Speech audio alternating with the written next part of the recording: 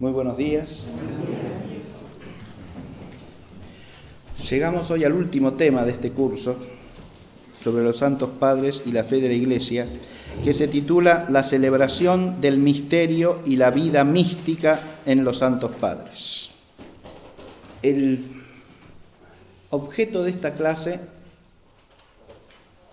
es un objeto complejo, pero al mismo tiempo simple, porque lo que quiero mostrar en la clase es precisamente que ciertas realidades que se suelen pensar separadas la una de la otra, o como si fuesen cosas que tienen poco o nada que ver entre sí, desde el punto de vista de la fe cristiana, de la tradición, de la escritura, de la teología de los padres, son realidades que forman una unidad esencial, o sea, son aspectos de una misma realidad.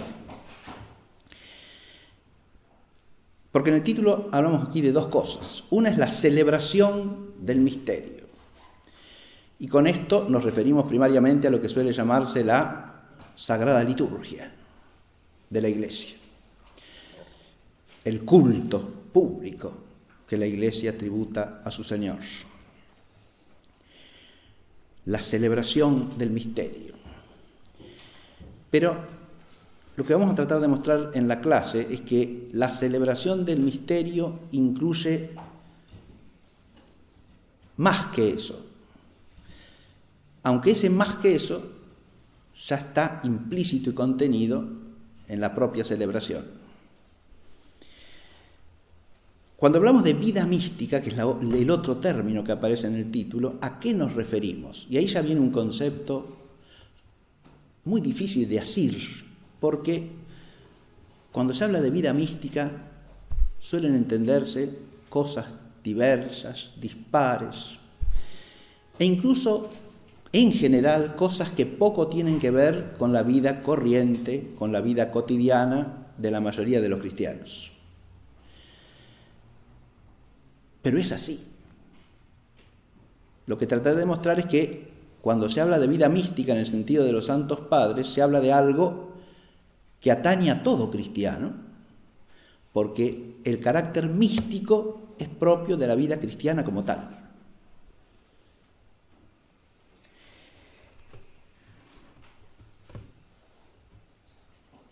Fíjense que, y aquí entro en las consideraciones preliminares, el planteo del tema, si nosotros consideramos filológicamente los términos misterio y místico, son dos términos de la misma familia de palabras, tienen exactamente la misma raíz, son términos griegos en su origen. Mysterion, un sustantivo, que significa primariamente lo que está oculto, lo que está escondido, lo secreto. En el uso griego clásico, ese término se traduce en general así, los cultos, lo escondido, lo secreto. Hace alusión en particular a ciertos ritos que forman lo que llaman los cultos mistéricos, de los que poco sabemos precisamente porque eran mistéricos, es decir, ocultos. Pero hay un uso bíblico de este término, que es el que a nosotros nos interesa, que parte del mismo sentido.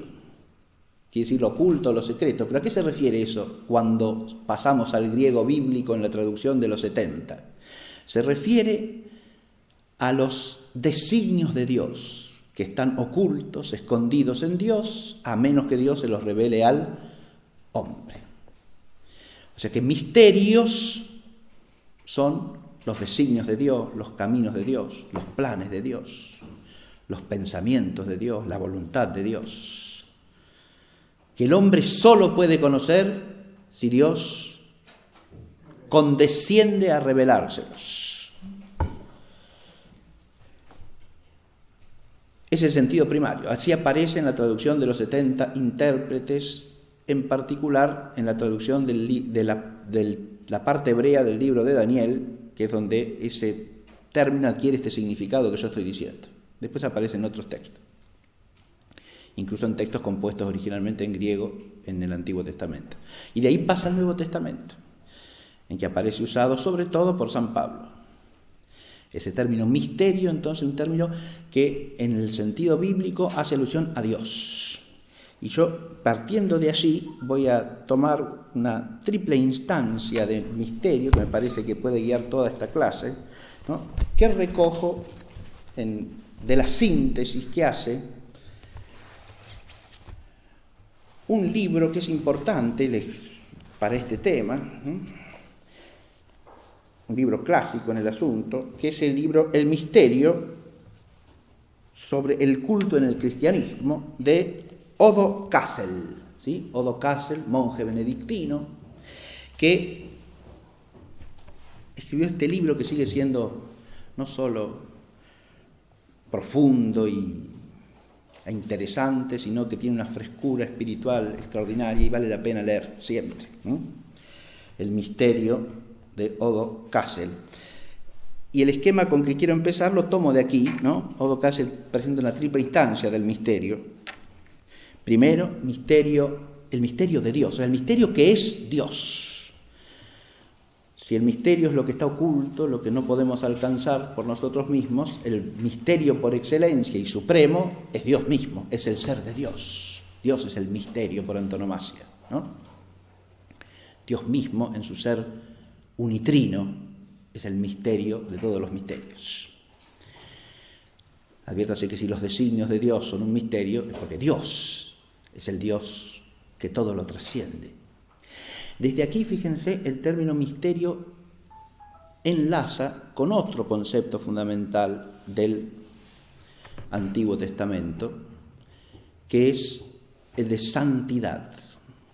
La santidad de Dios en el Antiguo Testamento, en el hebreo bíblico, no significa lo que nos suena a nosotros, santidad, como perfección de la vida o perfección espiritual, sino que significa lo cortado, lo separado, o como dicen también, lo absoluta y totalmente otro. ¿Está claro? Dios es el santo. Y el santo quiere decir esto, ¿no?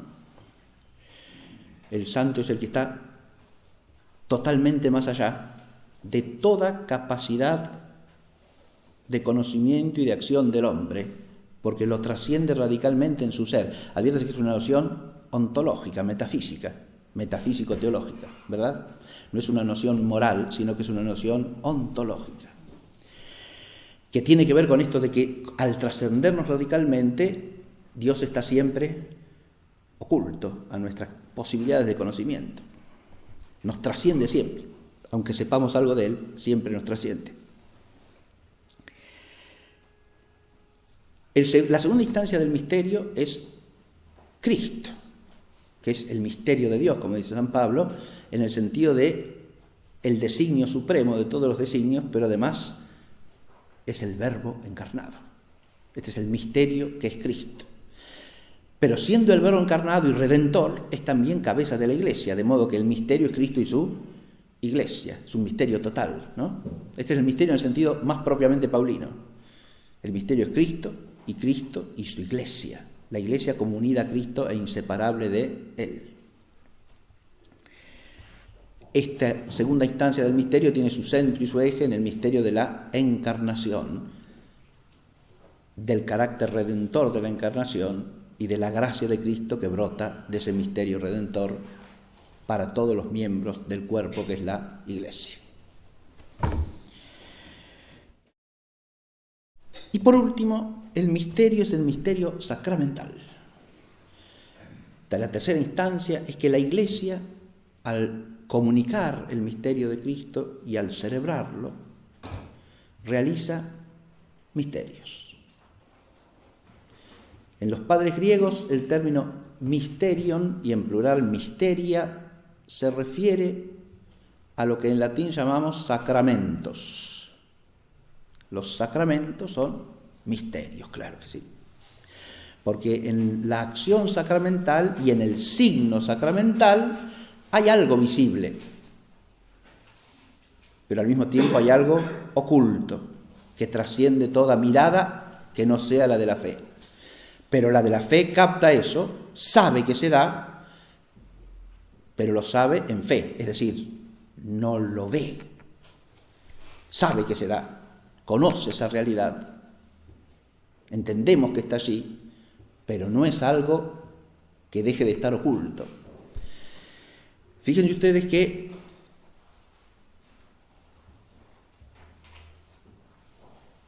si nosotros recorremos este eje, primero, Dios es el absolutamente otro, el trascendente, y ahí unimos misterio con la santidad, la otredad absoluta de Dios. Segundo, Jesucristo es el Verbo encarnado, y ahí el misterio de alguna manera se hace visible, porque Él es la imagen del Padre. Pero se hace visible permaneciendo oculto, porque a Cristo muchos lo veían, pero no todos creían en Él, y por lo tanto eran incapaces de ver en el otro sentido que dice Juan, ver en el sentido de captar el contenido oculto de lo que se veía, ¿no? Como dice Orígenes, tropiezan con la humanidad y no ven la divinidad, ¿sí? Es decir, se quedan solamente con lo visible para los ojos de la carne y no ven lo que está más allá, lo oculto, que es el misterio.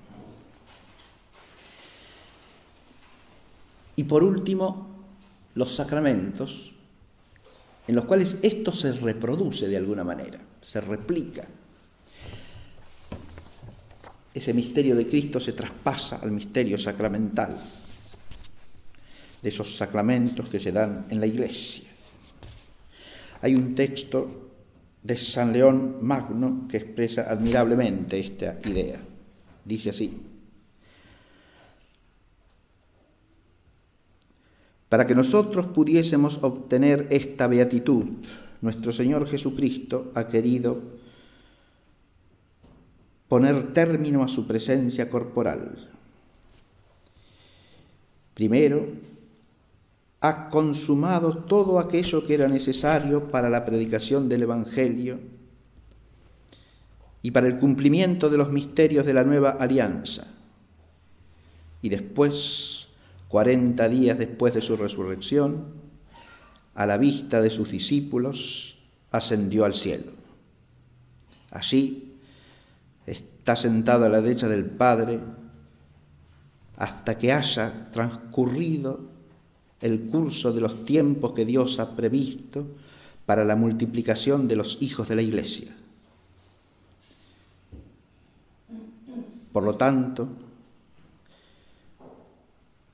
entonces, en la carne misma con la cual ha ascendido al cielo, Él retornará para juzgar a los vivos y a los muertos. Así pues, aquello que era visible en nuestro Redentor ha pasado ahora a los misterios y, para que la fe fuese más excelente y más firme, la vista ha dado lugar a la doctrina dentro de los corazones de los fieles, iluminados por la luz celeste, en seguimiento de la apostólica autoridad. Fíjense ustedes que este texto de San León Magno, Santo Padre, Papa del siglo V, recuerden, mediados del siglo V, nos dice, nos habla del misterio claramente, ¿no? Los misterios del Antiguo Testamento, del Nuevo Testamento aparecen allí, consumados por Cristo. Se refiere ahora al misterio de Cristo como misterio pascual en realidad, porque está hablando de la consumación del misterio, la cruz, la muerte y la resurrección del Señor. De eso está hablando aquí San León. Esos misterios se han consumado, ha hecho todo lo posible. Después ha ascendido al cielo, ¿verdad? Y entonces, la expresión en la que quería hacer hincapié es esta, ¿no? Quod itaque redemptoris nostri conspicum fuit in sacramenta transibit. Lo que era manifiesto en nuestro Redentor ha pasado a los sacramentos, a los misterios. ¿Está claro? Ahora, ¿de qué misterios hablamos aquí? son los misterios precisamente del culto cristiano. Ahí entramos en el primer punto temático de esta clase, ¿no? Pero antes quiero hacer una última consideración preliminar. El misterio de Dios, misterio de Cristo, Verbo encarnado, Redentor y su Iglesia, misterio de los sacramentos de la Iglesia. Este misterio se proyecta y se prolonga y se realiza en la vida cristiana, porque de esos sacramentos lo que brota es el ser cristiano y el fundamento de la gracia que hace posible vivir cristianamente. De modo que hay un misterio consecuente a este tercer nivel del misterio, que es el misterio de la vida cristiana, que Pablo llama precisamente vida en misterio. Es decir, vivimos en misterio, quiere decir que nuestra vida como cristianos es participación en el misterio. ¿En qué? En el misterio sacramental, claro que sí, y a través de él en el misterio de Cristo, claro. Y por Cristo, con él y en él, en el misterio de la Trinidad Santísima, cuya vida participamos. Por eso dije que cuando se habla de vida en misterio, se habla de lo que es común a la vida cristiana en general, ¿no? ¿Y qué es vida mística? Y vida mística, en el sentido originario que tiene el término místico en los padres de la Iglesia, es la vida cristiana. Porque el adjetivo místicos hace alusión a lo que es propio de los misterios.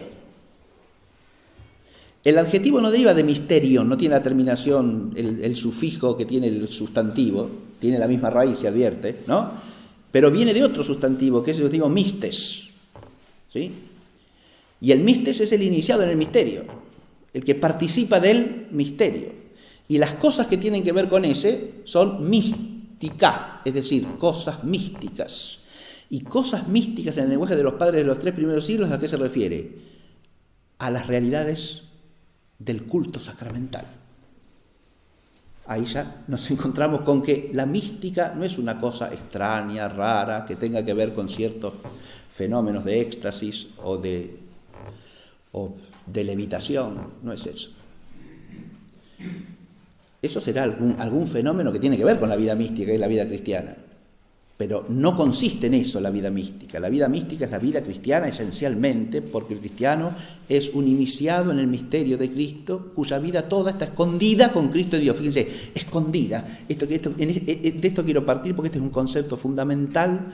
Si nuestra vida está escondida con Cristo en Dios, nuestra vida es misterio. Está oculta. Fíjense que desde que somos bautizados hay algo nuestro que está oculto. No lo vemos nosotros, no lo ven los demás. Nuestro ser cristiano se puede de alguna manera manifestar en obras, en gestos, en palabras, pero la gracia santificante y más profundamente aún el carácter con que somos sellados en el bautismo son un misterio, oculto, pero realísimo, porque son el fundamento ontológico de lo que de alguna manera se puede ver, si se manifiesta. ¿Está claro esto que digo?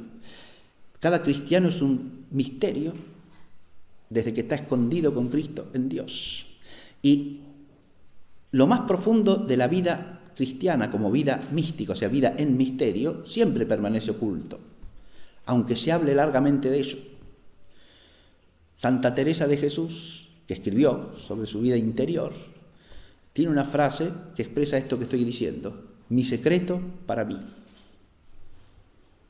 Cuando le preguntaban alguna cosa, ¿cómo fue eso? ¿Qué vio? Mi secreto para mí. Esa frase expresa el hecho de que hay algo recóndito, oculto, de la vida mística que es absolutamente incognoscible. Y quizá incognoscible aún para el que lo vive. De manera tal que, si empezamos por aquí, estamos situados en el eje de lo que quiero que se entienda en esta clase. Pasamos entonces, primero que nada, a la celebración del misterio. Porque el misterio para el cristiano, antes que nada, antes de ser algo que puede contemplarse, que puede reflexionarse, que puede vivirse, es algo que se celebra. Primera cosa que decimos. Voy a leer un texto del Corpus Dionisiano, en la teología mística que leí al final de la clase pasada, capítulo 2, que dice así: que podamos también nosotros penetrar en esta más que luminosa oscuridad. Renunciemos a toda visión y conocimiento para ver y conocer lo invisible e incognoscible, a aquel que está más allá de toda visión y conocimiento. Porque esta es la visión y conocimiento verdaderos: alabar sobrenaturalmente al supraesencial, renunciando a todas las cosas.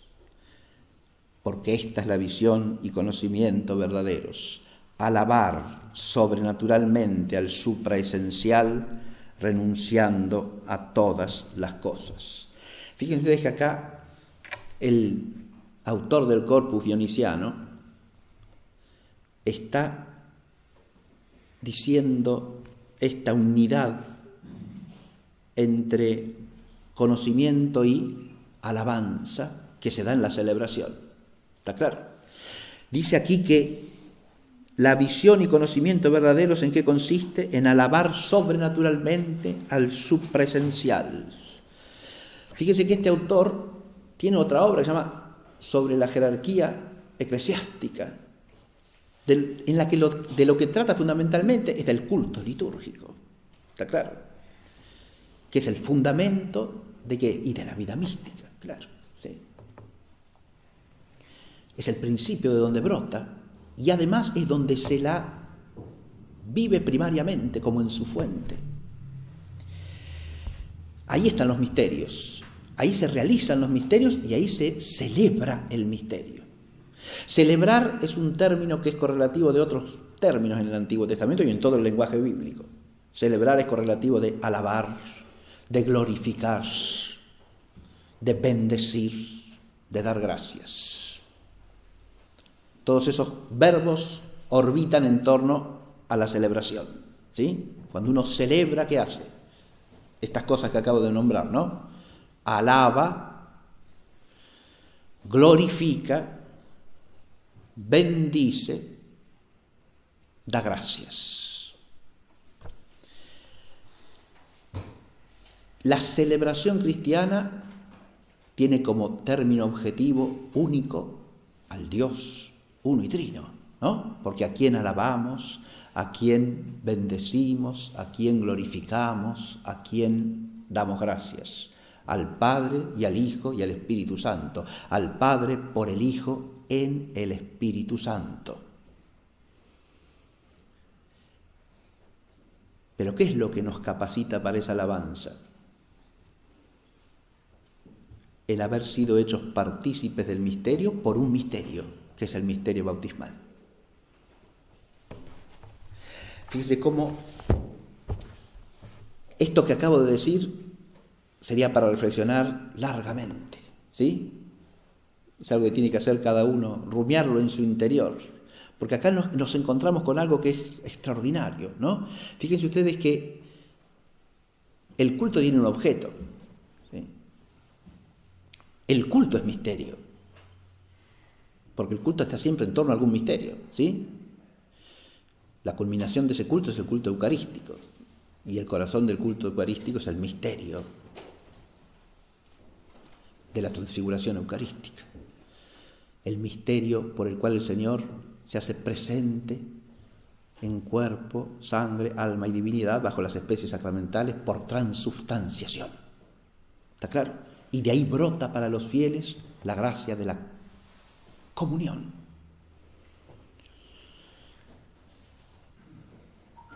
Pero para poder participar de ese culto, tenemos que ser hechos partícipes del misterio. Nuestro ser tiene que ser elevado a la capacidad de dar gracias, alabar, bendecir y glorificar al Padre por Cristo, con Cristo y en Él. Y por lo tanto tenemos que ser hechos de Cristo. Tenemos que ser cristificados primero, porque por nosotros mismos no podemos ofrecerle a Dios la alabanza adecuada. Somos incapaces, somos impotentes. No podemos. Es Cristo quien nos hace capaces de esa alabanza, que es la acción de gracias del Hijo al Padre. Voy a leer otro texto aquí que dice así. Esto es San Basilio Magno.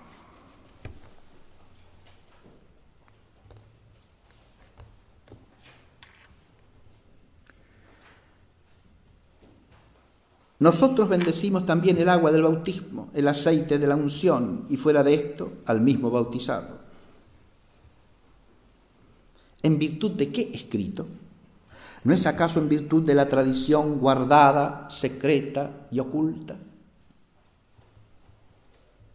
Acá vuelve a aparecer el misterio, ¿no? Pero el misterio acá está unido a la tradición, fíjense, ¿no? ¿Y qué? Aún la misma unción del óleo, ¿qué palabra escrita la ha enseñado? La triple inmersión, ¿de dónde viene? Y todo lo que rodea al bautismo, la renuncia a Satanás y a sus ángeles, ¿de qué escritura viene? ¿No es acaso de esa enseñanza tenida en secreto y privado que nuestros padres guardaron en un silencio libre de inquietud y curiosidad? Este texto de Basilio es impresionante porque nos recuerda que estos misterios que celebramos son misterios que están transmitidos en el secreto, ¿no? En la tradición. Refiriéndose a los ritos de la celebración del culto bautismal, San Basilio dice, no están escritos en ninguna parte, no hay escritura que nos remita a ellos. ¿De dónde vienen entonces? Y la respuesta de San Basilio, estamos en el siglo IV, ¿sí? San Basilio el Grande. ¿No es acaso en virtud de la tradición guardada, secreta y oculta? ¿No es acaso de esa enseñanza tenida en secreto y privado que nuestros padres guardaron en un silencio libre de inquietud y curiosidad? Acá no solo vemos con claridad el concepto de tradición unido al misterio, el misterio como acción sacramental, ¿no? Está claro, como rito cultual. El misterio en el tercer nivel de la introducción, ¿verdad?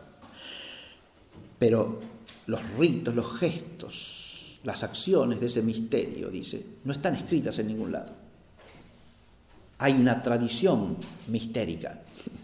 ¿Está claro? Acá vemos cómo, al llegar al tema del misterio y de la celebración cultural del misterio, vemos cómo se unen fe, tradición y escritura en el misterio. Pero se unen de una manera profundísima, porque el misterio contiene todo eso. Lo contiene y lo realiza, además. Lo realiza eficazmente. Y esto es lo que yo quería dar a entender hace un rato, cuando hablé de cómo nosotros por el misterio que celebramos somos hechos capaces del misterio a su vez. Y eso siempre, ¿está claro? Porque es del misterio que recibimos la gracia, es a través de él que se nos comunica la gracia de Cristo. Y es la gracia de Cristo lo que nos capacita para celebrar el misterio. Empezando por la raíz de todo, que es la gracia bautismal.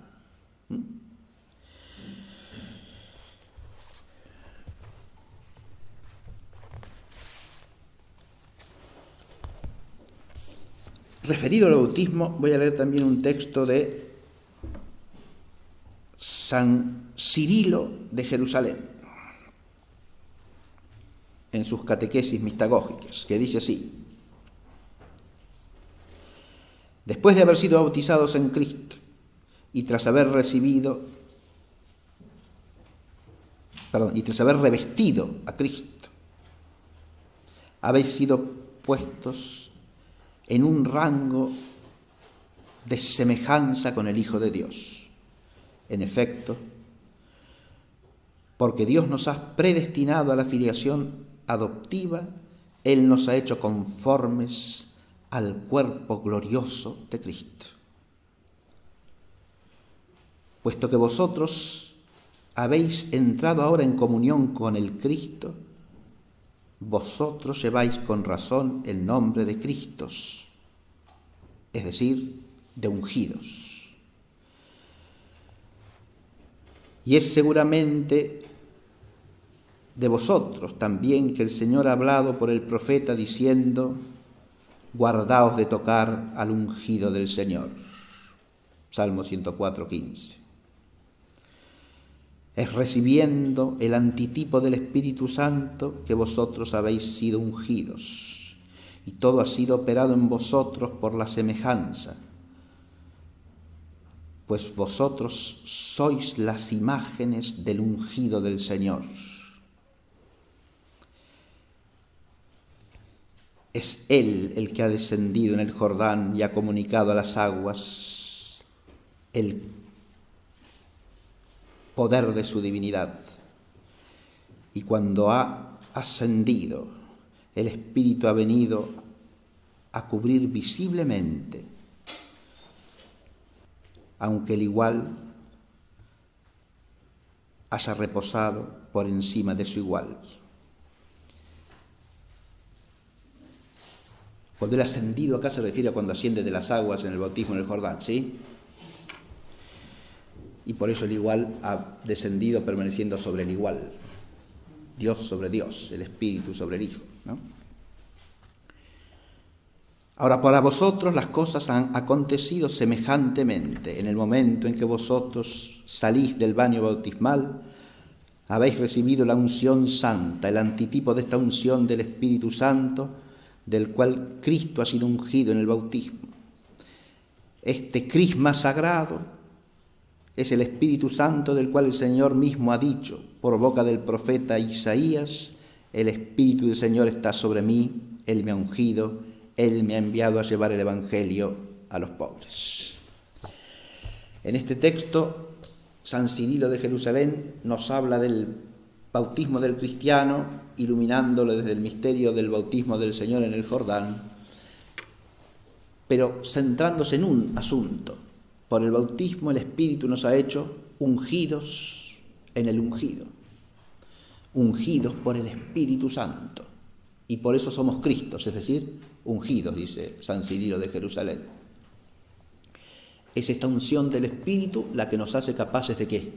De celebrar el culto al Padre por el Hijo en el Espíritu, que es el culto en espíritu y verdad, el culto verdadero. Cuando Cirilo describe aquí el bautismo, está describiendo juntamente el bautismo y la confirmación, aclaro, ¿no? Porque está refiriendo a un rito en el cual las dos cosas van unidas, como es en el bautismo de un adulto siempre, ¿sí? Bautismo y confirmación.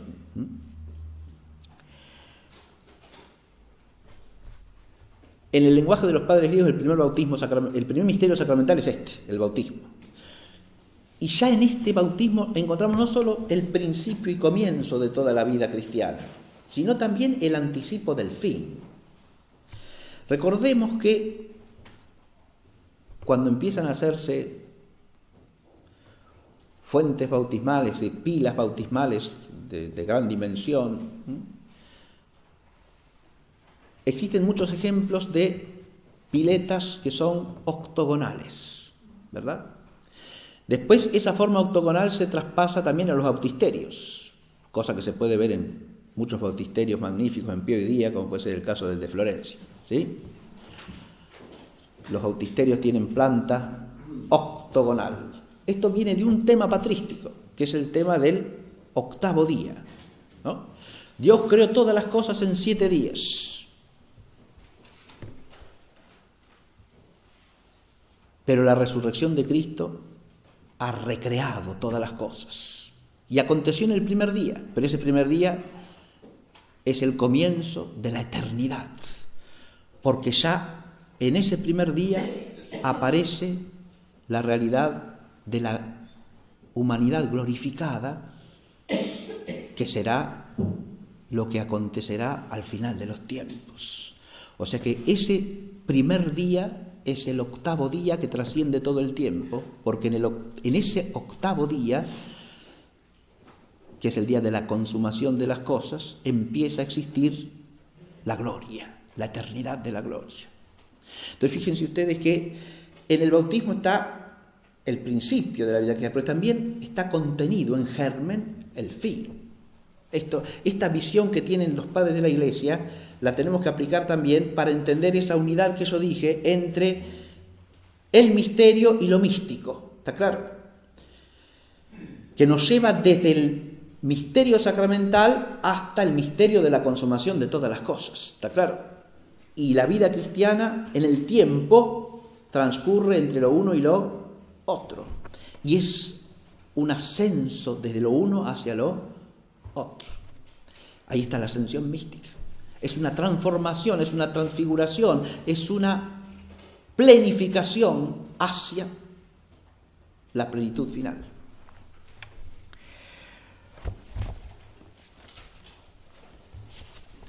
Sobre el misterio eucarístico, obviamente voy a ser muy breve, pero voy a leer algún texto nada más. Pero evidentemente en el misterio eucarístico tenemos el centro del misterio sacramental, ¿no? Porque en el misterio eucarístico se realiza el memorial del sacrificio, que es a su vez sacrificio. Es la actualización y la realización del sacrificio de la Iglesia, que es el sacrificio de Cristo, sacramentalmente realizado. Ese sacrificio que se realizó como misterio de salvación se realiza por virtud del sacerdocio cristiano, que es participación del sacerdocio de Cristo, por virtud del sacerdote, que es ministro del sacrificio. Se realiza sacramentalmente. Fíjense, es un misterio que pasa a ser, como dice León Magno, ¿no? El misterio de Cristo ahora pasa al misterio sacramental. Este tema del misterio eucarístico lo desarrolla, y en relación con el misterio pascual de Cristo lo desarrolla ampliamente, precisamente el libro de Odo Cáceres. Pero lo que voy a leer es un texto que cita él, cita varios textos patrísticos. Yo voy a leer un texto que es de San Metodio de Olimpo. San Metodio de Olimpo es un padre del siglo III.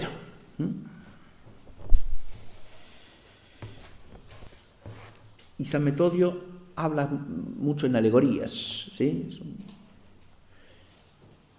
Y algunas de las alegorías que hace son sumamente impresionantes, ¿no? Dice así este texto: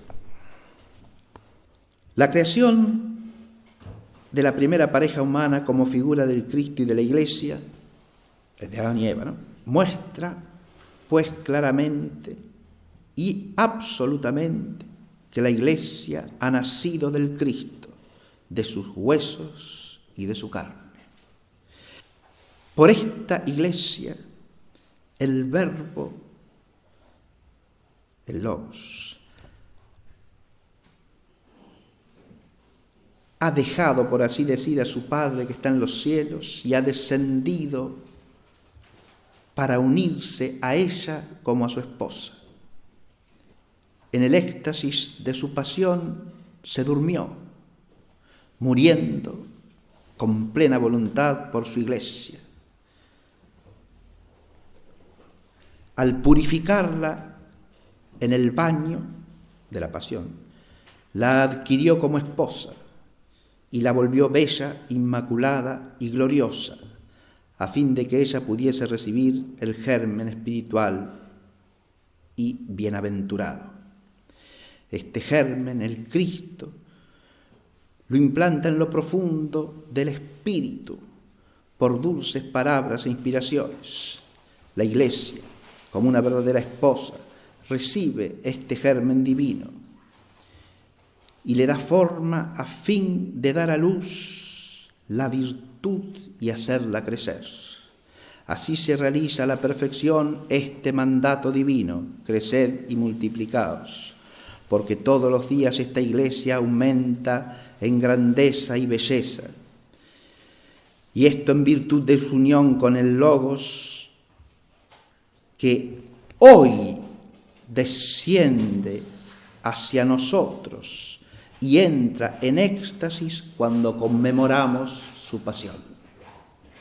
Estas palabras son como el corazón de este pasaje en relación con lo que estamos tratando de entender, ¿no? Por eso las voy a releer. Viene hablando de todo el misterio redentor, ¿no? De Cristo, de la encarnación, de la pasión, de la muerte de Cristo, de su resurrección, como misterio esponsal entre Cristo y su iglesia, ¿verdad? Y ahora desemboca en esto. La iglesia recibe ese germen divino en sí y realiza ¿qué cosa? El dar a luz los hijos de Dios, ¿no? Y hacerlos crecer en virtud.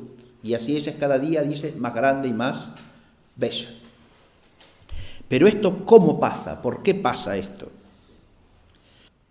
Esto es en virtud de su unión con el Logos, que hoy desciende hasta nosotros y entra en éxtasis. Ese éxtasis retoma lo que ha dicho de que Cristo, al dormirse en la cruz, entra en éxtasis y de su costado abierto saca Dios a la iglesia como de la costilla de Adán dormido hace a Eva, ¿sí? Esa es la analogía que está manejando todo el texto, ¿está claro? Pero hoy desciende, dice, y entra en éxtasis cuando nosotros conmemoramos la pasión, es decir, cuando celebramos la Santa Misa. Eso es lo que dice aquí San Metodio de Olimpo. ¿Cómo, por otra parte, podría la Iglesia concebir fieles y darlos a luz por el baño de la regeneración si Cristo, el mismo, no se entregase por ellos y no pudiese ser realmente tocado durante la representación de su pasión? Ahora la pasión se representa, de nuevo vuelve a hacer alusión al misterio eucarístico, ¿no? La pasión se hace presente, se representa, y esta representación es la que nos permite alcanzar, tocar a Cristo, y sin eso no podría haber baño de regeneración, dice, ¿no? Es impresionante esto que está diciendo, ¿no? El baño de regeneración se refiere al bautismo, evidentemente, pero que haya bautismo, dice acá Metodio de Olimpo, depende de que celebremos la misa y de que el Señor vuelva a estar presente entre nosotros y de alguna manera lo toquemos en su misterio redentor. ¿Cómo podría ser esto si no volviese a descender del cielo, si no renovase su muerte, si no se uniese a su esposa y no le diese a ella el poder de recibir de su costado la virtud de hacer crecer a todos aquellos que son edificados por él por medio del baño sagrado? El baño sagrado hace asumir su carne y sus huesos, es decir, su santidad y su gloria. Bien, el texto sigue, pero con esto es suficiente para advertir cómo en la concepción de los padres, en el misterio eucarístico, hay una realidad oculta de una profundidad abismal, ¿no? Porque en ese misterio vuelve a hacerse presente el Señor para santificar todas las cosas. Para santificar todas las cosas, ¿de qué manera? Santificando a su iglesia, que es su esposa, dándole la virtud que ella recibe como nacida de su costado, ¿sí? Esto aconteció en el misterio que Cristo realizó en la cruz, sí, ciertamente. Pero lo que está diciendo acá San Metodio de Olimpo es que ese misterio es misteriosamente actualizado de manera constante en la celebración eucarística y que de allí brota la energía, la vida, la gracia de toda la Iglesia en orden a la edificación del cuerpo de Cristo que ella misma es. Fíjense ustedes cómo en esta perspectiva los mismos sacramentos se entienden de otra manera, ¿no? Obviamente, la misma celebración cultual adquiere una profundidad extraordinaria.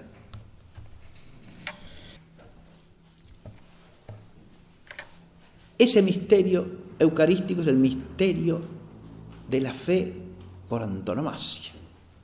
Esa es una expresión que forma parte de la liturgia en el rito romano de la Eucaristía, ¿no? De la Santa Misa. Misterio de la fe, mysterium fidei.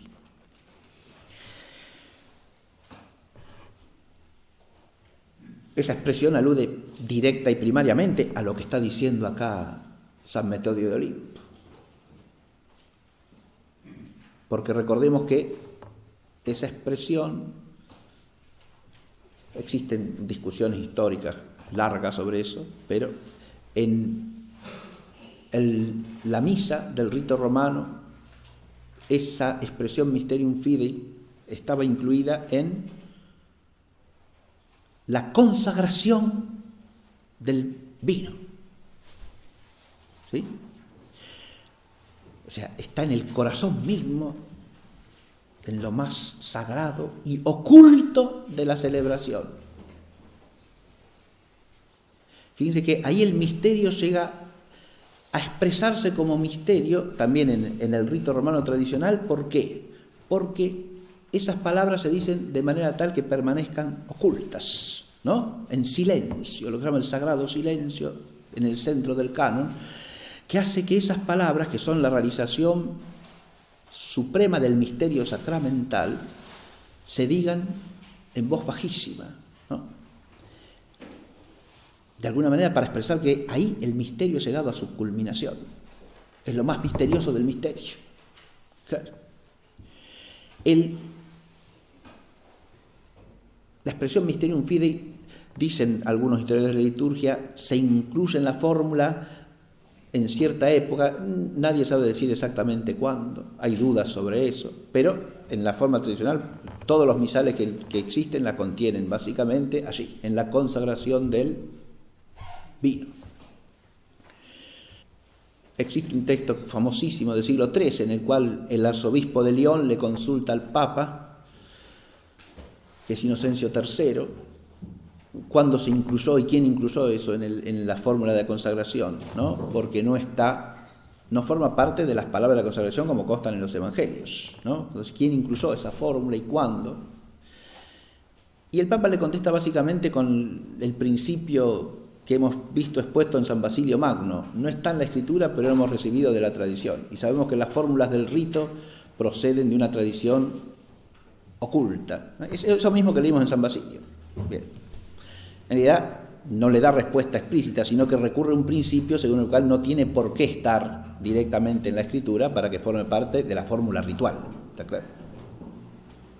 Pero se dice también, algunos liturgistas, lo dice por ejemplo el famoso Schuster, ¿no? El libro sobre los sacramentos. Schuster fue arzobispo de Milán, ¿no? Gran liturgista del principio del siglo XX. Schuster dice que esa fórmula la decía originalmente el diácono, ¿no? Mientras o al terminar la consagración del vino, el diácono, que la diría también secretamente junto al presbítero que estaba oficiando o junto al obispo, ¿no? Pero eso es una conjetura, ¿sí? No sabemos exactamente. Pero lo que sí importa, esta fórmula en el rito del Novus Ordo se dice en voz alta como proclamación final, una vez que se ha terminado la plegaria eucarística, ¿no? Para recibir una respuesta del pueblo. Ha sido puesta en otro contexto y además como aclamación, como una proclamación al pueblo que el pueblo contesta con una fórmula. Pero mysterium fidei, ¿a qué alude acá? Precisamente al corazón del misterio eucarístico. Y el entender que acá está el centro del misterio de la fe nos lleva a la unidad de todos estos temas que hemos tratado de recorrer desde los Santos Padres en este curso, ¿no?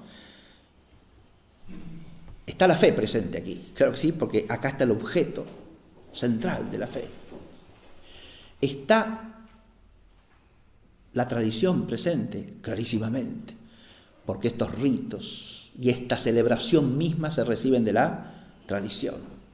Está la Escritura, claro que está la Escritura, porque estos ritos contienen la proclamación de la Escritura siempre, ¿no? Fijémonos que en todos los ritos sacramentales la Escritura es parte integrante, ¿sí?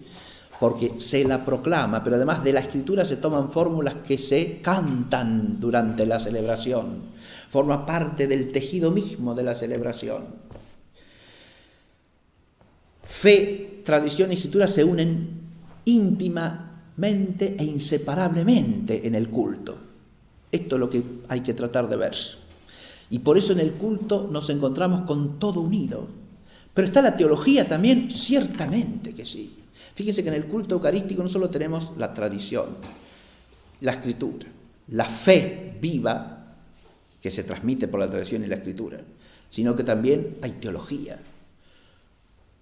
Porque las fórmulas eucológicas, es decir, los textos compuestos por la propia Iglesia, como oraciones que forman parte del culto, del rito del culto, ¿sí? Desde la colecta de la misa, ¿no? Todo lo que es el canon, el texto del canon, ¿sí? Las oraciones de ofertorio, de poscomunión. Todas esas oraciones implican una contemplación teológica del misterio, que se expresa en esas fórmulas, ¿está claro? Y las más antiguas de ellas son todas de época patrística. Son fórmulas que nos han legado los padres de la Iglesia, ¿no? Forjadas en el misterio, en la vida del misterio y en la contemplación orante del misterio. Y son fórmulas que nos tienen que llevar a nosotros a eso mismo, porque si participamos del misterio, del culto mistérico, esas fórmulas nos hacen partícipes de la contemplación teológica del misterio que se expresa en ellas.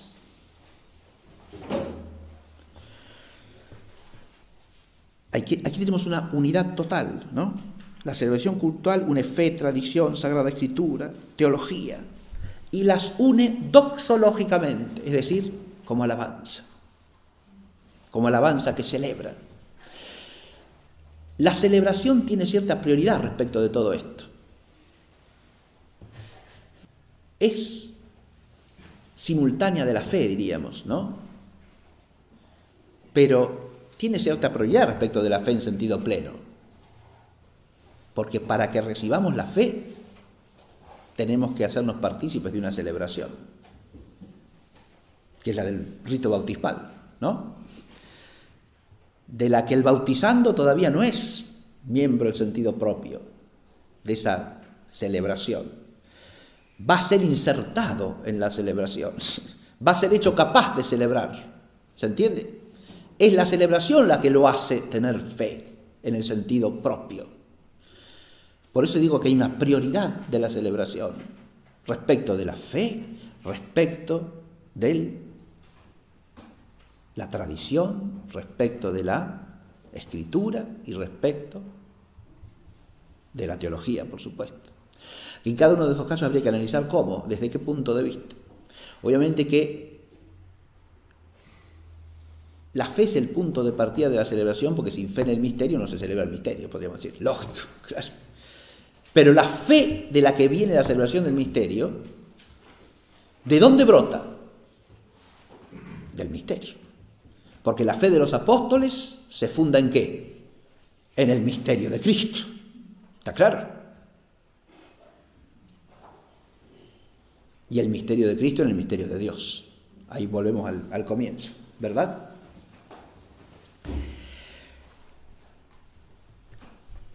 Lo que es primero es el misterio, entonces. Claro, sí. Y la celebración del misterio es el factor que une vitalmente todos los otros, porque en él se congregan fe, tradición, escritura y teología y se hacen unidad vital celebrante.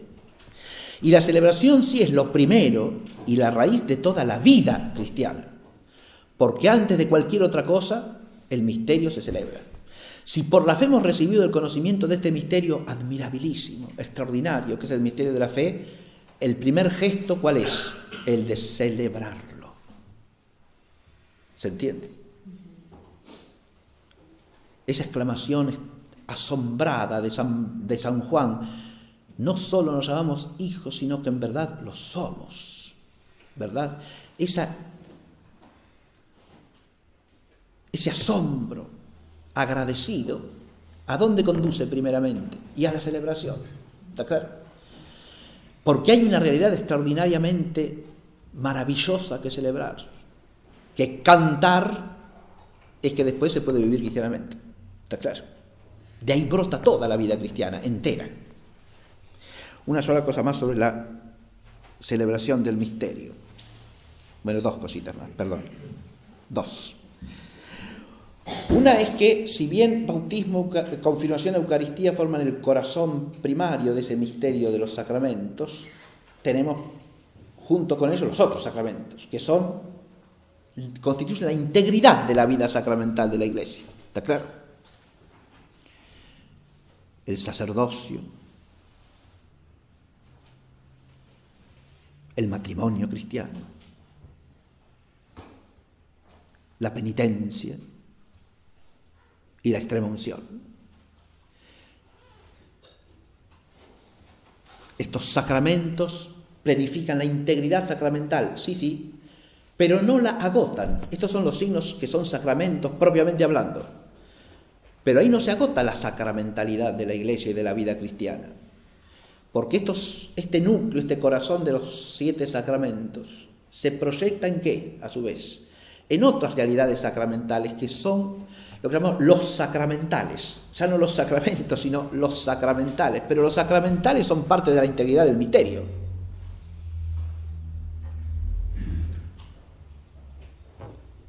La bendición de las vírgenes.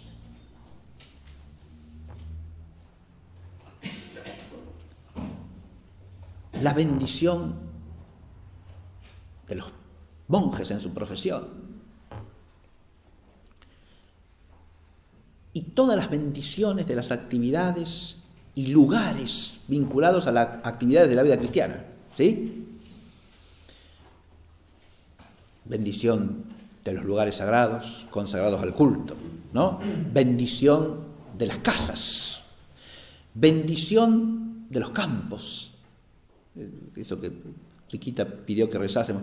La Iglesia tradicionalmente ha hecho bendiciones de extraordinaria solemnidad para los campos, ¿no? Que formaban parte ordinariamente de la celebración de las témporas. Las rogativas de las témporas incluían siempre la bendición de los campos. Fíjense, toda la realidad tiene que estar abarcada por el misterio. Toda la realidad está llamada a ser integrada en el misterio en cuanto que es realidad santificable. Santificable en sí misma, la realidad humana, o santificable como instrumento de santificación, todas las cosas de las que el hombre puede servirse para vivir cristianamente. Pero hay otra cosa que hace a la integridad del misterio: la oración perenne que el Señor mandó a su Iglesia. A esto le hemos dedicado un curso hace un tiempo, recordarán, sobre el oficio divino, ¿verdad? Esa oración se constituye ya en la época patrística en toda su integridad.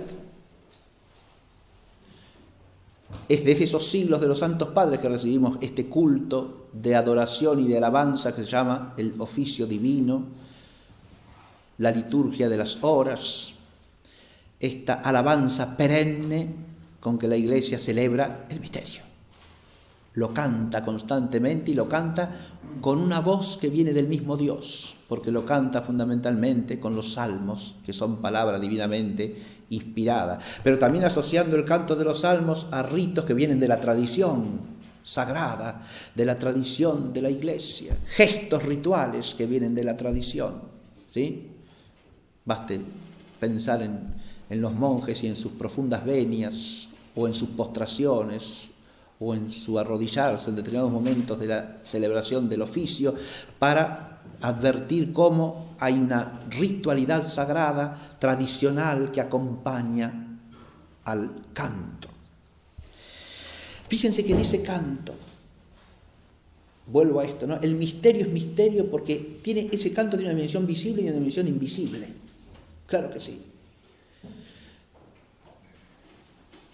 San Benito escribe en su regla, ¿no? Esto de que cuando acudan al coro recuerden que están en presencia de los ángeles que se unen a ustedes en la divina alabanza. ¿Sí? Esto que está diciendo ahí implica que, y esto vale para toda celebración, el San Juan Crisóstomo lo dice de la Eucaristía, esto, ¿sí? San Juan Crisóstomo, siglo IV, ¿no?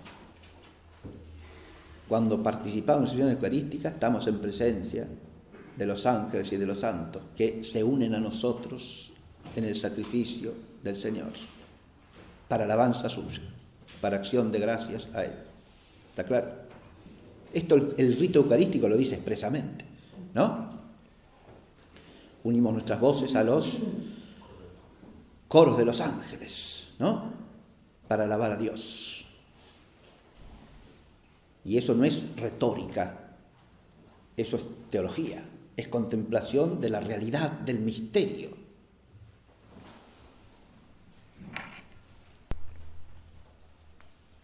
Lo último que quería hacer referencia a las formas rituales.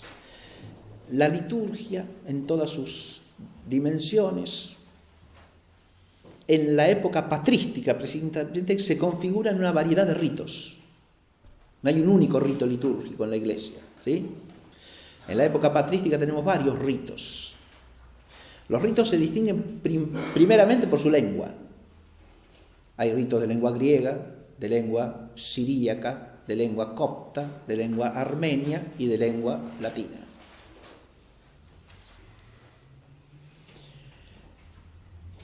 Pero lo que quería hacerles recordar es que esos ritos, históricamente hablando, se constituyen en los siglos patrísticos. Toda la formalidad y la complejidad de los ritos, ¿cuándo nace? Ahí, ¿está claro? Viene de la época de los santos padres. Y por eso esos ritos, lo hemos oído a San Basilio hablar de esto, ¿no? Reciben la tradición. Él habla de la tradición de los padres ya en el siglo IV, ¿no? ¿Está claro? O sea que el obispo no se considera libre para constituir los ritos como él le guste, sino que habla de los ritos que nos vienen de los padres. Está ligado a una tradición ritual. No estoy hablando del siglo XII, estoy hablando del siglo IV. Del siglo XX tampoco. Hay una tradición ritual. Y eso se va a expresar en muchos casos en que los ritos se asocian al nombre de un santo padre. El rito bizantino es la divina liturgia de San Juan Crisóstomo. ¿Está claro? Y para algunas partes particulares es la liturgia de San Basilio Magno, como pasa con la misa de presantificado, ¿sí? La divina liturgia. Ahí tenemos dos padres griegos ahí mencionados, ¿no? Como los que le han dado forma plena o le han dado al rito su fijeza que después permanece en lo sustancial. Para los ritos de lengua latina tenemos el rito ambrosiano, que hace alusión a San Ambrosio, obispo de Milán del siglo IV. El rito hispánico se asocia en su codificación ya final a San Isidoro de Sevilla. Y el rito romano está ligado a los nombres de San Dámaso, padre de la segunda mitad del siglo IV, y de San Gregorio Magno, por supuesto, a fines del siglo VI. Tenemos así entonces una vinculación de los ritos a las figuras de los santos padres que no es casual. ¿A qué obedece esto? Obedece al hecho de que estos santos padres son los que han recibido esa tradición de los padres en los ritos sagrados y la han procurado fijarla, establecerla, poner una norma que regularizara esos ritos. ¿Está claro? Porque en general estas figuras que se nombran no son los que dan origen a los ritos, sino los que los estabilizan, para decirlo con una palabra técnica que usan los historiadores de la liturgia, les dan una fijeza que después permanece durante siglos, les dan, no quiere decir una fijeza absoluta de que no haya ninguna adición imagínense, por ejemplo, el calendario litúrgico, que a medida que hay nuevos santos se va modificando progresivamente, ¿no? Va incorporando nuevas conmemoraciones, nuevas memorias, bien.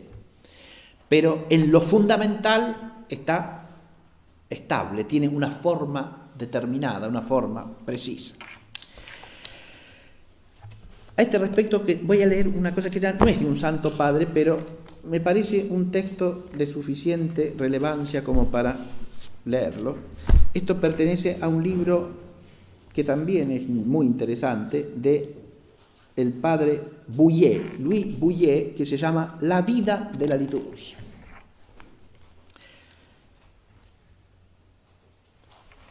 En un capítulo que se titula La forma de la Eucaristía, la página 101 de esta edición, que es la edición original,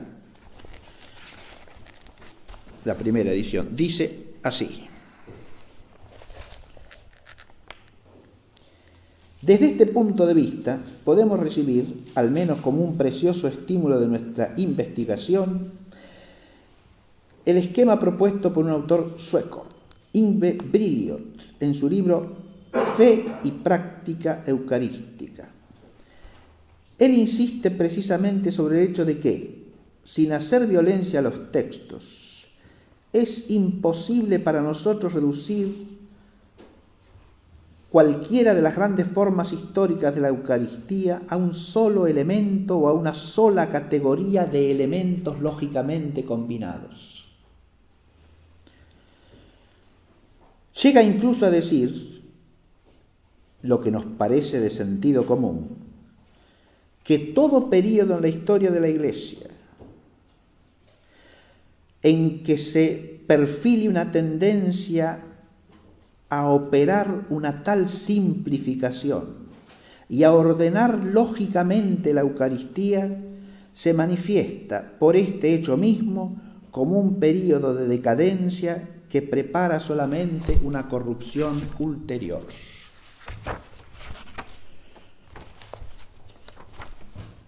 Este texto de Bouillet me parece también digno de ser meditado, reflexionado, profundizado, porque él está hablando acá, lo dice un poquito más adelante también, de la imposibilidad de reducir esa organicidad viviente del rito tradicional de la liturgia a una fórmula lógica que salga de la cabeza de un ser humano, ¿está claro? Y eso parece de sentido común, porque las formas complejas que vienen de la historia siempre son más complejas de lo que un solo individuo o un conjunto de especialistas pueden diseñar, se dan cuenta, porque contienen experiencias de siglos, de muchas personas, la acumulación de rasgos complejos combinados entre sí dinámicamente, ¿no? Pero además porque es una realidad surgida orgánicamente, a través de la vida misma, y no es una realidad impuesta por una especie de esquema racional que prescinde de toda la realidad, ¿está claro? O toma de la realidad nada más que lo que entiende lógicamente, como dice acá el texto de Bouillet. Es un tema profundísimo este, se dan cuenta, es impresionantemente profundo y digno de ser reflexionado en relación con los ritos de la Sagrada Liturgia. Bien. Y ahora paso a la otra parte, la vida mística, que ya nos queda poco. Bien.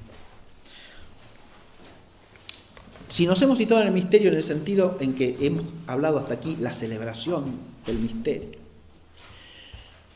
ahora pasamos a una cosa distinta, totalmente otra. No, ahora permanecemos en el misterio, permanecemos en lo que es consecuente al misterio.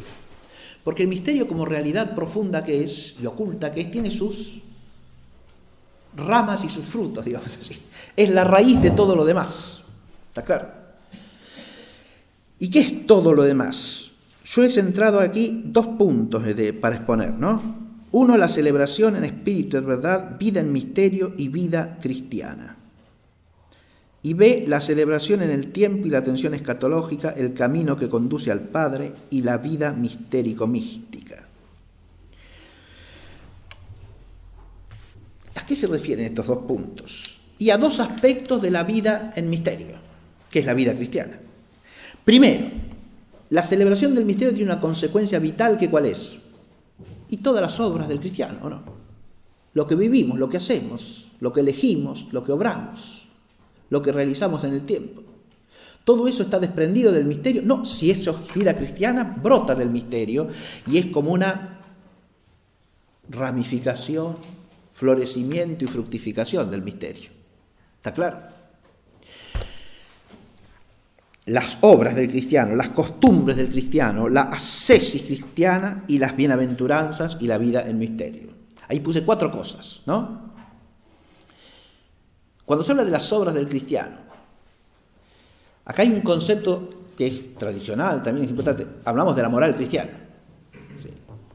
Claro que sí. La moral cristiana se refiere a las obras libres y voluntarias del cristiano, lógicamente, que siendo hombre está sujeto al orden moral, ¿no? Los teólogos a lo largo de los siglos han planteado varias veces una cuestión que es la siguiente: si el Nuevo Testamento, los Evangelios, contiene preceptos que vayan más allá de la moral natural, ¿o no? O si el grueso de los preceptos morales, fuera de los preceptos que son de carácter cultual, que esos obviamente trascienden al Antiguo Testamento y a toda religión natural, ¿no? Si contiene o no contiene preceptos que trasciendan la ley natural. Sobre eso, entre los teólogos escolásticos hay varias opiniones. Pero el planteo mismo tiene un problema, creo yo, y es el siguiente. Aun cuando dijésemos que no existen preceptos que trasciendan el natural, porque son todos en su tenor fundamental de ley natural, ¿es lo mismo la moral natural que la moral cristiana? Y la respuesta es terminantemente no. ¿Y no por qué? Porque aunque el precepto pudiese ser de ley natural, si es vivido cristianamente, es de orden sobrenatural. Y se lo realiza sobrenaturalmente, según un ethos cristiano, es decir, en misterio. No es el mismo precepto. Está elevado, está transformado, está transfigurado por el misterio de Cristo. Entonces, aunque contenga el mismo precepto desde el punto de vista puramente moral, ha sido elevado en su raíz y en su significación, y también en su concretud real, porque es obra en la gracia de Cristo. Entonces no es lo mismo. El obrar cristiano es siempre en misterio, aunque sea cumplimiento de una ley natural.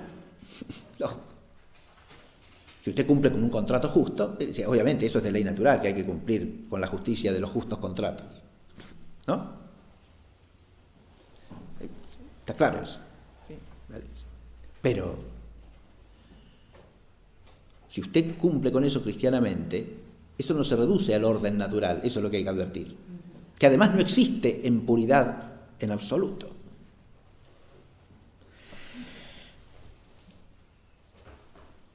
Yo puedo ir las costumbres del cristiano deliberadamente, porque además de las obras, que son proyección del misterio y realización del misterio, ¿no? Porque el misterio, fíjense, hay algo que transforma todo el obrar cristiano, y es la caridad, que es el vínculo de perfección, como dice la Escritura. Es decir, usted puede hacer una obra de justicia, pero esa obra de justicia, si es obra cristiana, en última instancia es obra de caridad. Es obra hecha por amor a Dios y por amor al prójimo como ama a Dios. ¿Está claro? No es meramente obra de justicia o de templanza o de lo que sea. Está trascendida, está elevada y está plenificada por el misterio, porque la participación en el ágape divino es el fruto del misterio. Y las costumbres del cristiano lo mismo. Hay una obra magnífica de Clemente de Alejandría, que se llama El Pedagogo. Y el pedagogo es sorprendente porque el pedagogo, en el grueso del texto se pone a hablar de cosas. ¿Viste? ¿Qué está hablando este hombre? De cómo hay que vestirse, cómo tienen que ser las comidas de los cristianos, ¿sí? Si podemos ir a los espectáculos o no, podemos ir a la cancha de fútbol o no, al teatro o no, a qué teatro, a qué estadio, cómo, cuándo. Todas esas cosas trata el hombre. Estamos en el siglo II, ¿sí? Fines del siglo II de la era cristiana. Los cristianos viven en un mundo que tiene costumbres que no son cristianas, ¿no? Entonces, lo que plantea acá Clemente es el hecho de que las costumbres del cristiano tienen que ser consecuencia de su participación en el misterio de Cristo. Eso es clarísimo en todo el libro, está claro. Porque hay un modo de vida cristiano, y ese modo de vida cristiano brota del ser cristiano. Es decir, de vivir en el misterio, de ser en el misterio antes de vivir. Sí, habla de cosas muy interesantes. Es magnífica la obra, ¿no? Porque uno entra en una serie de cosas que tienen reflejo clarísimo hoy día. Porque además, yo dije ahí del vestir, cómo hay que comer, cómo hay que vestirse. Si hay que embellecerse o no, ¿sí? Todo ese tipo de cosas. Bien. Pero si la vida moral se entiende así, es inseparable de otras dos dimensiones que están en la raíz de la misteriosidad de la moral cristiana. Una es la sesis cristiana, que es participación en la cruz de Cristo. ¿Está claro? Lo hemos oído en el texto inicial de el Corpus Dionisiano, pero lo vamos a oír también en un texto de San Gregorio de Nisa.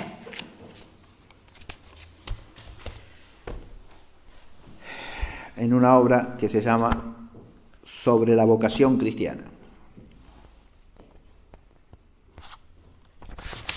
Y el niceno dice así: como se trata de un gran tesoro, también se hacen necesarios grandes trabajos para conseguirlo.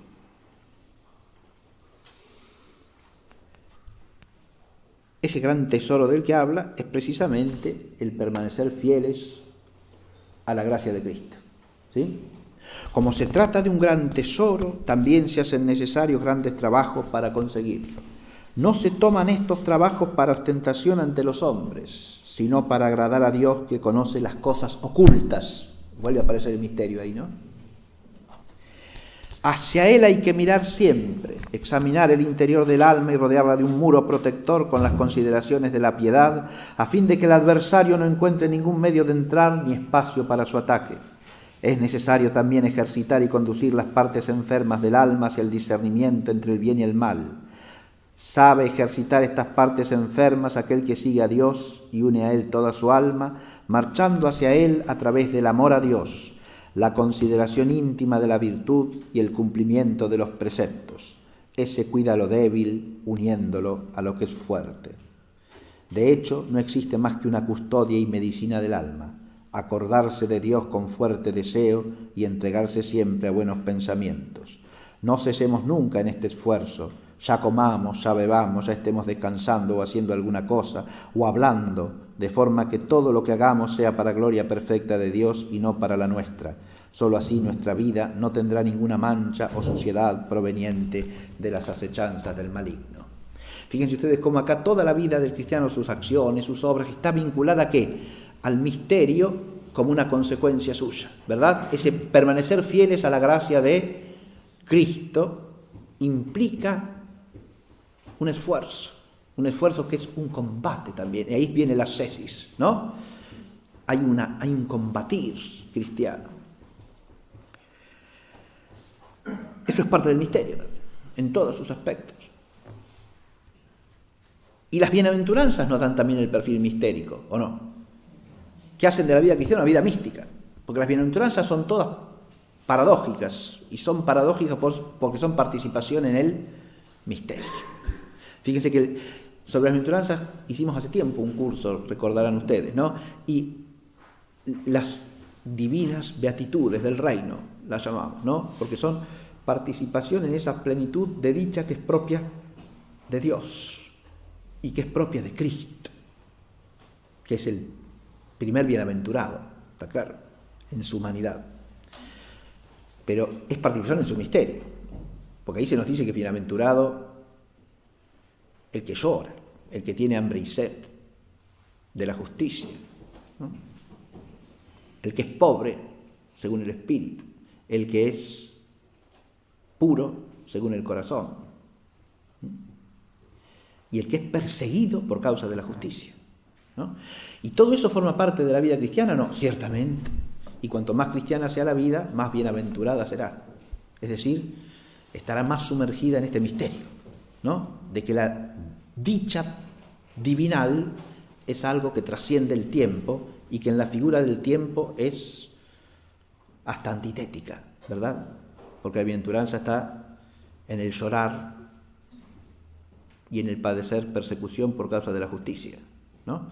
Es decir, y en el tener hambre y sed del reino de Dios, ¿se entiende?, ¿no? Y en el ser pobre, es decir, humilde según el reino. Porque la bienaventuranza es el reino de Cristo. Ese es el término de la bienaventuranza. Por eso todas las acciones y toda la vida del cristiano está toda como vida activa, como vida de realización, de actividad positiva o negativa, como decimos en la cesis, ¿no? Es una actividad que pone límites, que pone frenos, que prescinde de cosas, como decía el texto también del Corpus Dionisiano, ¿no? Niega, hay negaciones, pero son negaciones vitalísimas. Todo esto es mística. ¿Cómo no va a ser mística esto? ¿Se entiende? No se puede separar del concepto de mística todo esto. Aun cuando para hablar de mística hablemos de, como suele hacerse, de lo que es más bien no acción, sino pasión. No lo que hacemos, sino lo que recibimos. ¿Está claro? Pero eso forma parte también del mismo misterio, porque lo que recibimos implica una respuesta activa de nuestra parte, en lo más íntimo de la actividad que es la voluntad. ¿Sí?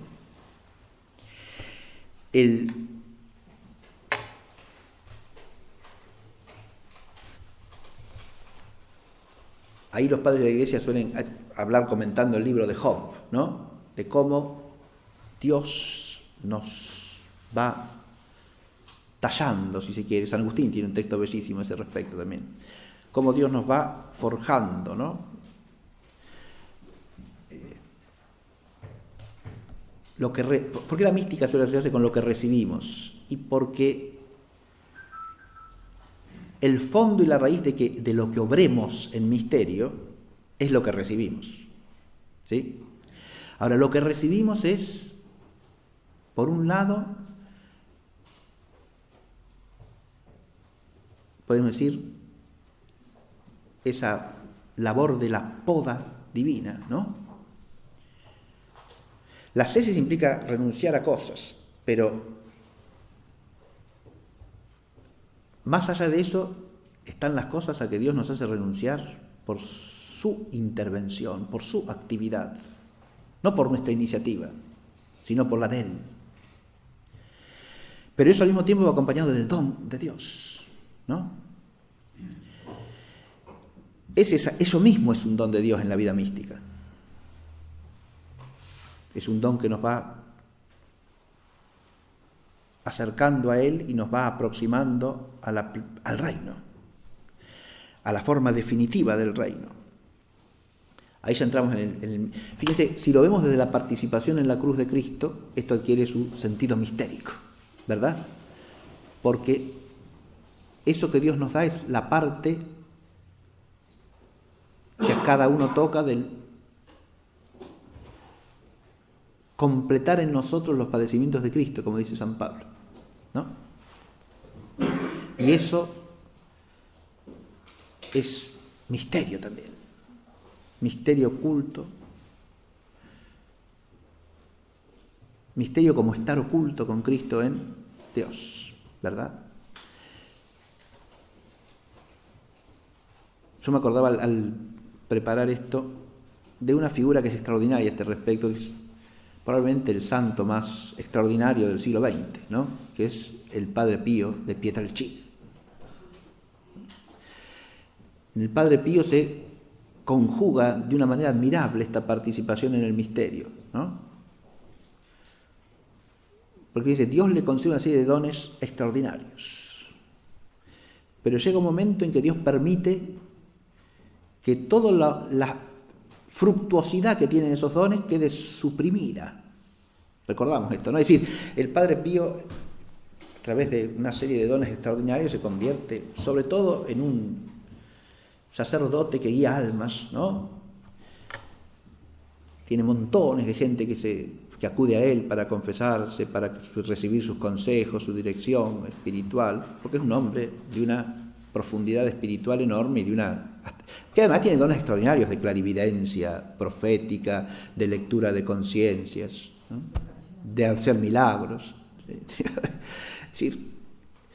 Pero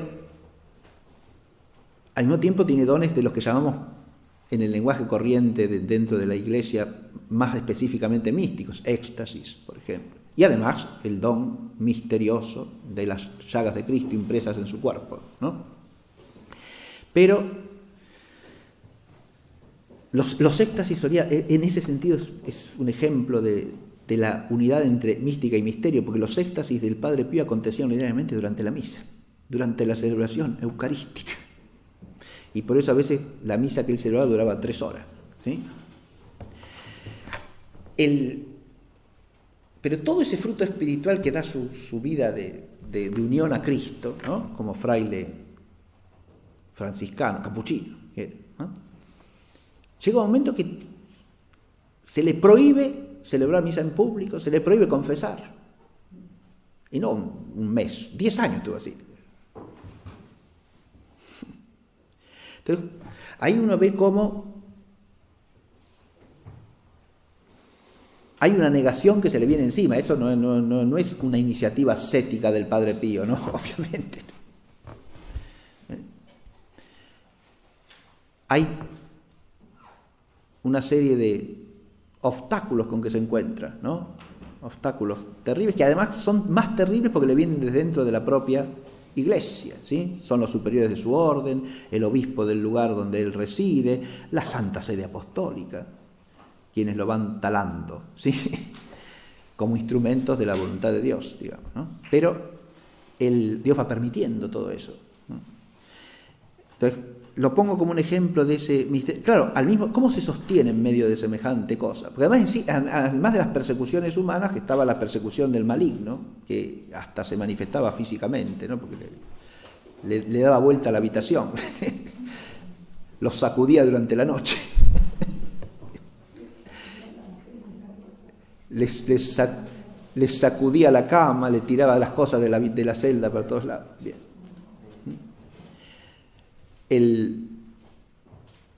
Lo cual era una manifestación también de su profunda unión con Cristo, ¿no? De su profunda santidad, que, como dije al comienzo, sería su profunda misteriosidad, ¿no? De ese estar oculto con Cristo en Dios. Bien, esa vida oculta es participación en la paz y es ser conducido por el Espíritu. Esas son dos nociones propias de los santos padres, ¿no? Es decir, todo lo que es padecimiento del cristiano es parte en la cruz de Cristo, porque es, ¿qué cosa? Es participación en la Pascua de Cristo. Pero al mismo tiempo, Dios concede el don que permite atravesar esas tinieblas, ¿no es cierto? Que es el don de la gracia, ¿no? El Padre Pío tiene toda esa oscuridad encima de sí, pero al mismo tiempo tiene la gracia de Dios que lo sostiene. ¿Está claro? Primero que nada, para aceptar eso y para vivirlo cristianamente. Y ser conducido por el Espíritu es otra expresión constante de los padres, que la toman de los evangelios, por supuesto, sobre todo de Lucas, que muchas veces dice, cuando habla de Jesucristo nuestro Señor, dice, y el Espíritu lo condujo a, ¿no? El Espíritu lo condujo al desierto, el Espíritu lo condujo a esta parte, el Espíritu lo llevó a orar, etc. Es decir, el Espíritu es quien lo conduce. Hay una pasividad del Espíritu, que es lo que grandes teólogos de la mística toman como el indicio primario de la vida mística, ¿no? El dejarse conducir por el Espíritu y obedecer al impulso del Espíritu Santo. Hasta tal punto que en ciertas escuelas teológicas se define la vida mística como aquella en la que prevalecen el modo de obrar según los dones del Espíritu y no según los hábitos de virtud, que es un modo más humano de obrar. Pero esto es nada más que una distinción dentro de un concepto más amplio, eso es lo que yo quisiera que quede claro, que toda la vida cristiana es vida mística en este sentido y que nos atañe a todos, no solamente a los que tienen ciertos dones extraordinarios, porque los dones extraordinarios no son más que participación del don extraordinario, que es la gracia de Cristo. ¿Hay dones extraordinarios? Sí, pero hablar de dones extraordinarios, ¿y la gracia qué es? No es un don extraordinario, es el más extraordinario de los dones y todos los demás son nada más que aspectos suyos, ¿sí? Bien, voy a terminar leyendo un texto de San Agustín.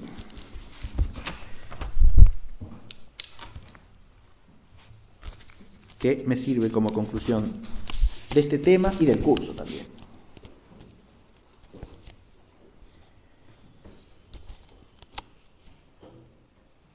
Cuando llegue pues nuestro Señor Jesucristo, y como dice también el apóstol Pablo, saque a luz lo oculto en las tinieblas y muestre los pensamientos del corazón, para que cada uno reciba de Dios la alabanza merecida, entonces, en presencia de aquel día, no habrá necesidad de lámparas, ni se nos leerán los profetas, ni se abrirán las epístolas del apóstol, ni iremos en busca del testimonio de Juan, ni necesitaremos siquiera del Evangelio mismo.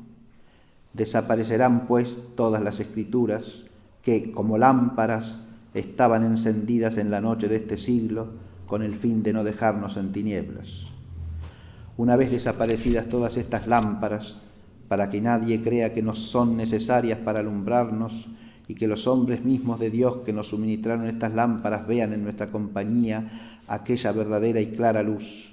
Retirados, digo, ya como inútiles todos estos adminículos, ¿qué es lo que veremos? ¿Qué será lo que apaciente nuestra inteligencia? ¿Qué será lo que alegre nuestra vista? ¿Cuál será el principio de la alegría aquella que ni el ojo vio, ni el oído oyó, ni ha experimentado jamás corazón humano alguno? ¿Qué será lo que veremos? Os pido que améis conmigo y que corráis en la misma fe que yo.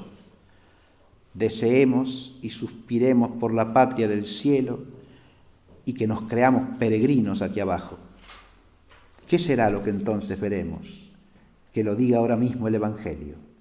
En el principio existía el Verbo, y el Verbo estaba en Dios, y el Verbo era Dios. Vendrás a la fuente de donde se esparció sobre ti aquel rocío, y allí de donde el rayo de luz fue lanzado de manera refleja e indirecta sobre tu corazón en tinieblas, verás al descubierto la luz misma, con tal de que la limpieza de tu corazón pueda soportarlo. Queridísimos, lo que recuerdo haberos dicho ayer nos lo dice Juan mismo.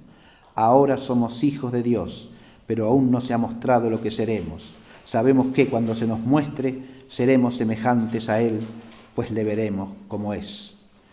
Yo me estoy dando cuenta de que nuestros afectos se levantan, de que vuestros afectos se levantan con los míos hasta el cielo, pero este cuerpo sujeto a la corrupción pesa mucho sobre el alma, y la terrestre morada oprime la inteligencia que piensa mucho.